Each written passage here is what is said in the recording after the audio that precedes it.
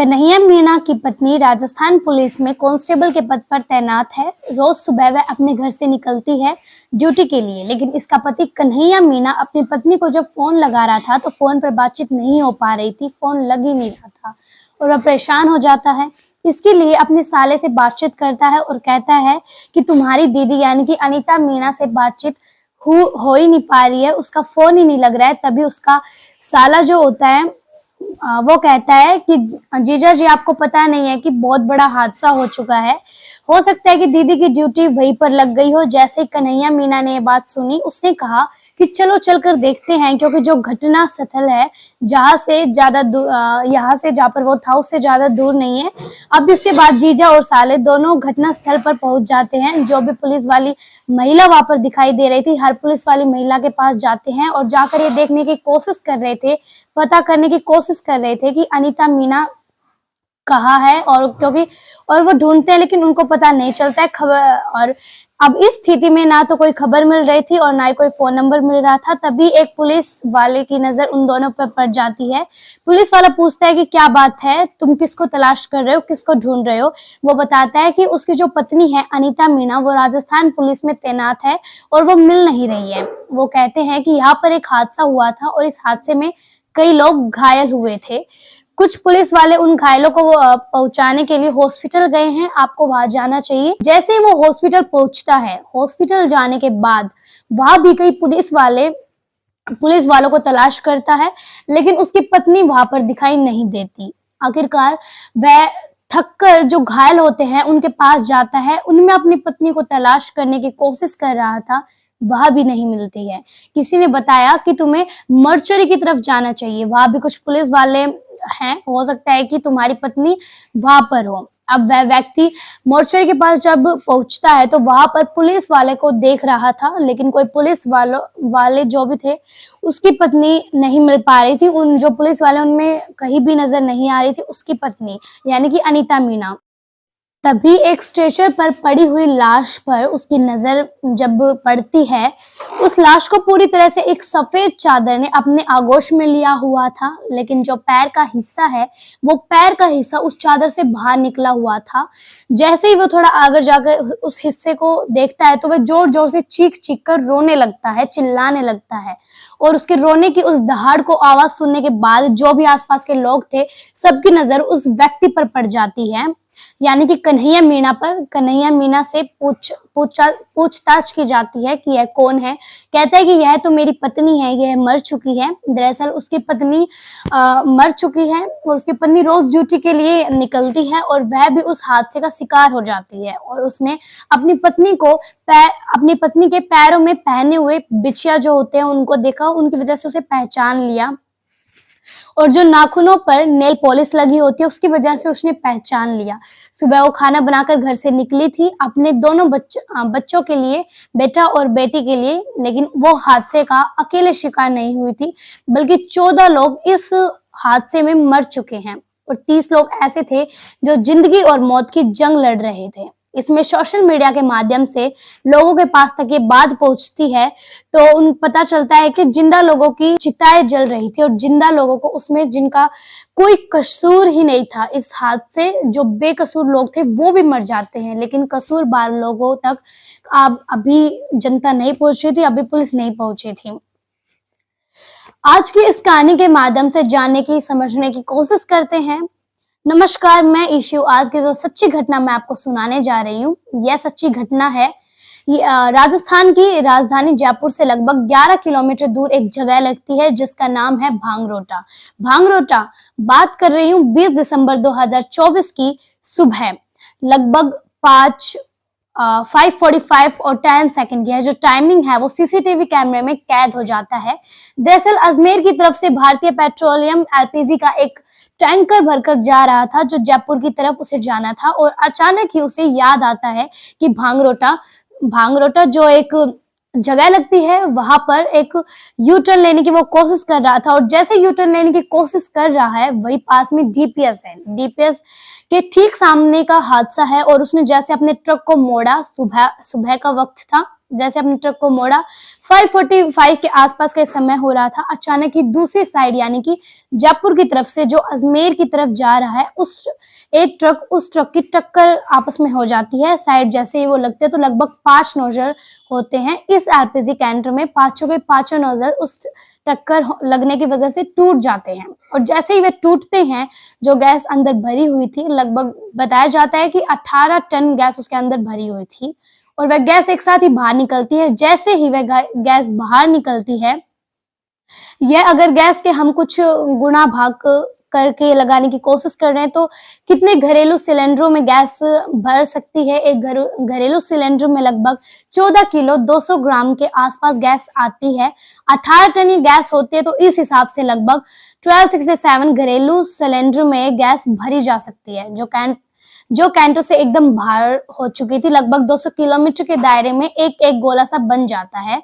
एक लोगों के जो वातावरण था उसमें यह पूरी तरह से घुल चुकी थी, मिल जाती है। अब यहाँ से कोई ऐसी चिंगारी निकलती है। इस चिंगारी के निकलने के बाद जैसे चिंगारी निकलती है 200 मीटर के दायरे में अब कुछ भी, चाहे वो पक्षी हो, चाहे वो पेड़ हो, पौधा हो या फिर कोई झाड़ियां हो, जलने वाली चीजें, ज्वलनशील पदार्थ थे, 100-200 मीटर के दायरे में एकदम से आग लगने शुरू हो जाती है। अब यह जब ये घटना स्थल से लगभग कुछ ही दूरी पर एक व्यक्ति होता है जो रहने वाला तो बिहार का होता है, लेकिन यहाँ रहकर वो सब्जी बेचा करता था।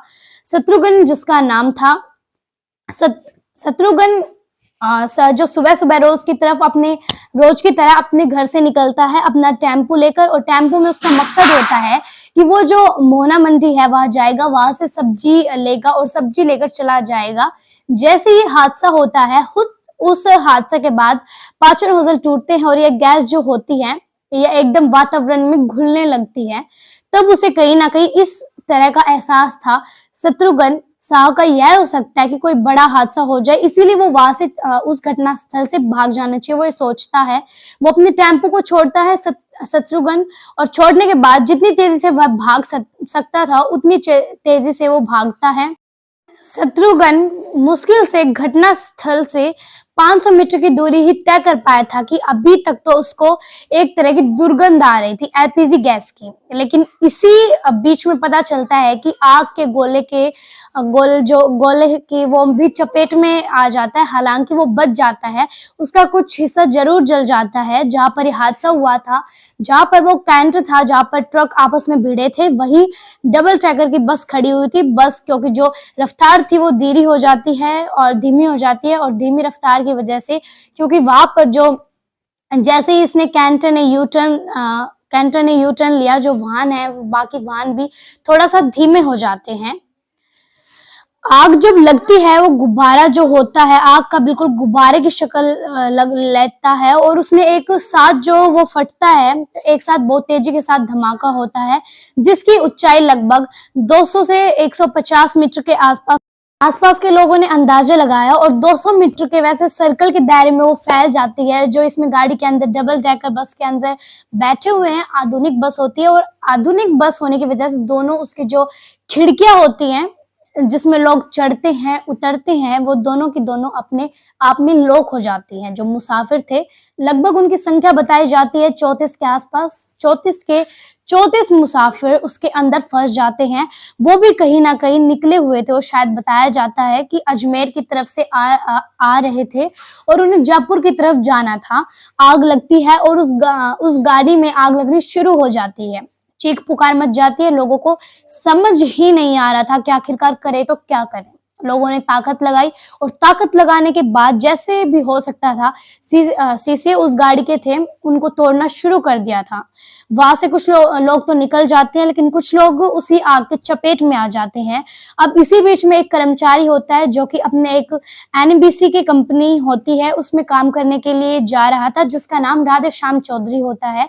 राधेश्याम चौधरी भी उसी आग के गोले के चपेट में आ जाता है और उसके वो खड़ा हुआ है और वहां से सिर्फ एक ही आवाज लगा रहा था कि मुझे बचा लो, कोई मुझे गाड़ी से हॉस्पिटल लेकर पहुंच जाओ, मैं इसका किराया दे दूंगा।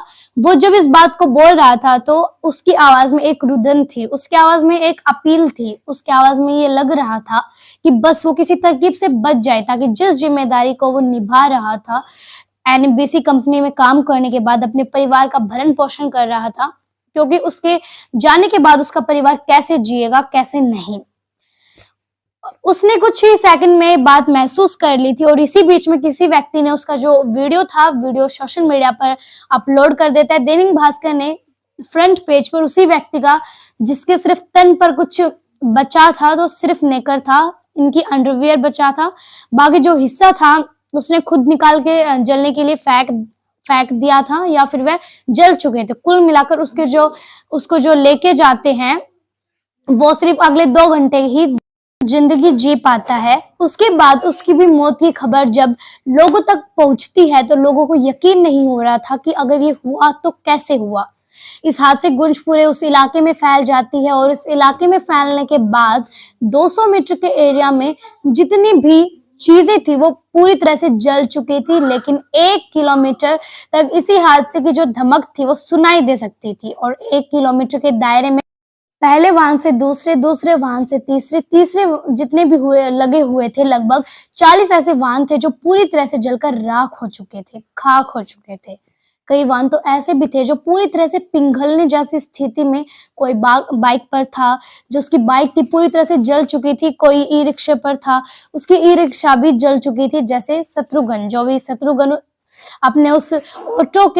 अपने उस ऑटो के पास वापस लौटकर जाता है तो उसको जब देखता है तो ऑटो की पूरी जो हालत थी वो तहस महस हो चुकी थी। यदि जैसे मीडिया कर्मी ने उससे पूछा कि ये उसने कहा कि अगर मतलब उससे पूछताछ की जाती है तो उसने कहा कि अगर मैं यहीं पर रुका होता तो शायद वो भी गंभीर रूप से घायल हो जाता, क्योंकि उसका जो उसका टेम्पो की हालत हुई है तो वही हालत उसकी भी हो सकती थी, लेकिन वो इस हादसे से बच गया था। उसका थोड़े से चेहरे पर उसका जल चुका था। इस हादसे में मरने जो घायल थे, गंभीर रूप से घायल थे, उन्हें तत्काल प्रभाव से हॉस्पिटल लेकर जा रहे थे। इसी बीच में जो कुछ लोग जल रहे थे, जो अपने कपड़ों को फाड़ के फेंक रहे हैं, पक्षी जो आसमान में उड़ रहे थे वह भी जल के नीचे गिर रहे हैं। ऐसा मंजर जिन लोगों ने अपनी आंखों से देखा था, उस मंजर को देखने के बाद लोग सहम रहे थे।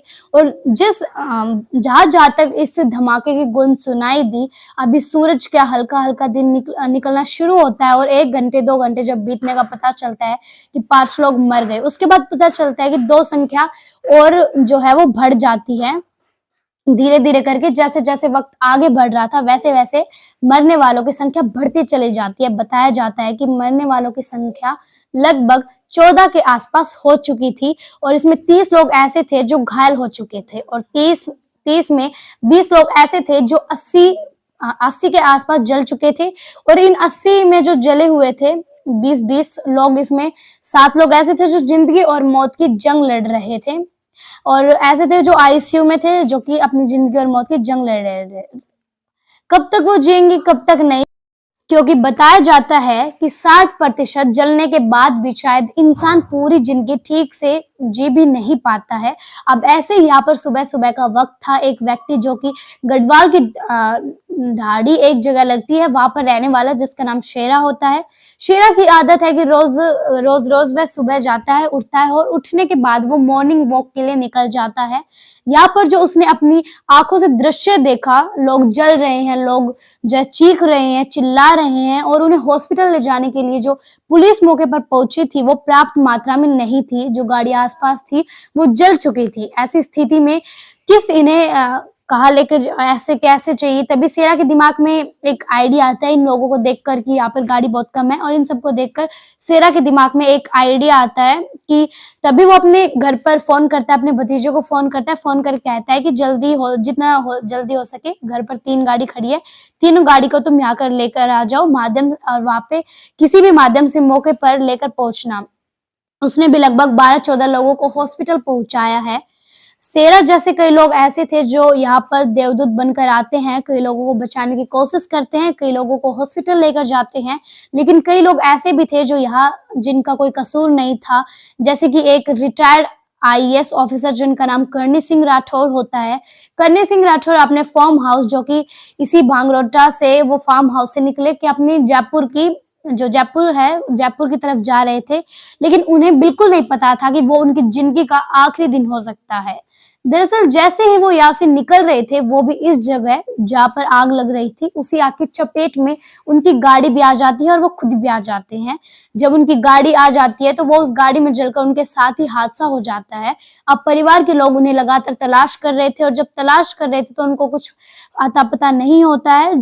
उसका जो फ़ोन नंबर था वो बंद आ रहा था, तो ऐसी स्थिति में वो करे तो क्या करें?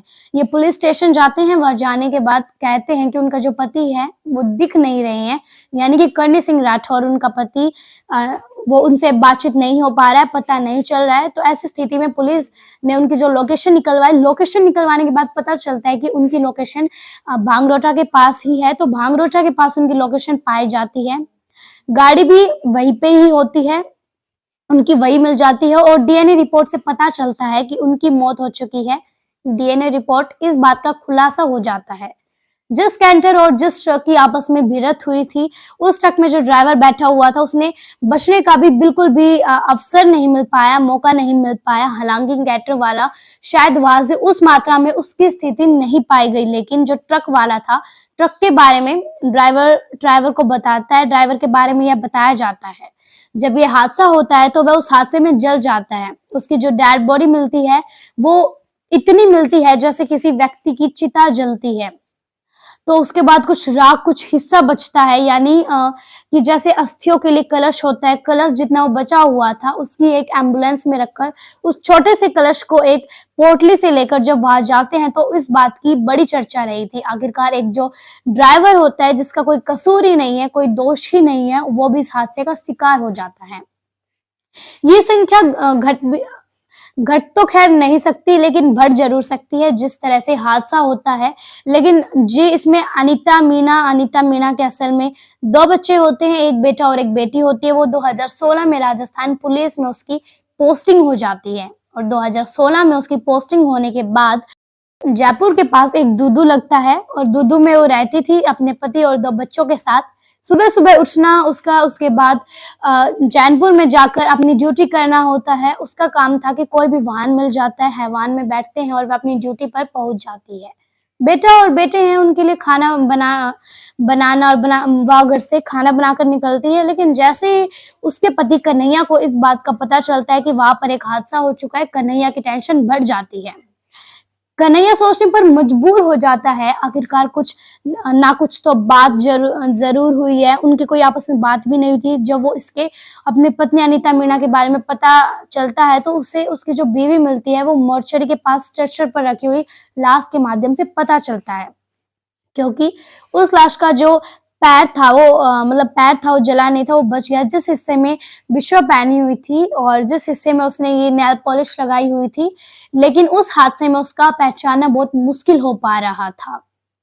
लेकिन पति ने उसको पहचान लिया। उसकी भी डीएनए रिपोर्ट ये क्लियर हो जाता है कि इस हादसे ने पूरी इंडिया को हिला के रख दिया है। जहां तक लोगों के मोबाइल में इस घटनाक्रम की गूंज फैलती है, लोग सोचने पर मजबूर हो जाते हैं और अब इसके बाद ये जानकारी जुटाना शुरू कर देते हैं। इस मामले की जांच पड़ताल होना शुरू हो जाती है। आखिरकार इसमें किसके पीछे इसकी वजह हो सकती है, वो बताया जाता है कि वो सड़क निर्माण कराने वाले हैं, कहीं ना कहीं उनका दोष है। समय पर निर्माण करा होता है, पुलिया का निर्माण हो गया होता तो शायद अब इसमें कोई चीज निकल के नहीं आती। लगभग 48 घंटे बीत जाते हैं और राजस्थान की जो सरकार होती है किसी के खिलाफ कार्रवाई नहीं कर पाती है, क्योंकि शायद उस नतीजे पर पहुंच ही नहीं पा रही थी। नतीजा पर पहुंचना होना चाहिए था। दोस्तों, इस पूरे घटनाक्रम को सुनाने का उद्देश्य किसी को परेशान करना नहीं था, किसी का दिल दुखाना नहीं था, बल्कि आप लोगों को जागरूक करना था और सचेत करना था। इसके बाद मुख्यमंत्री भी मौके पर पहुंच जाते हैं और तमाम तरह की राहें दी जाती हैं और प्रधानमंत्री की तरफ से एक ट्वीट किया जाता है कि जो मृतक हैं उन्हें 2 लाख रुपए दिए जाएंगे और जितने भी लोग घायल हुए हैं उन्हें 50,000 रुपए दिए जाएंगे। साथ ही जो मुख्यमंत्री राजस्थान के होते हैं वो भी एक घोषणा करते हैं कि मृतकों को 5 लाख रुपए दिए जाएंगे और साथ ही जो घायल होते हैं उन्हें 1 लाख रुपए दिए जाएंगे मुआवजे के तौर पर। तो आप लोग हमेशा सुरक्षित रहें और सेफ रहें, इन चीजों से हमेशा दूर रहें और बचकर रहें। जय हिंद, जय भारत।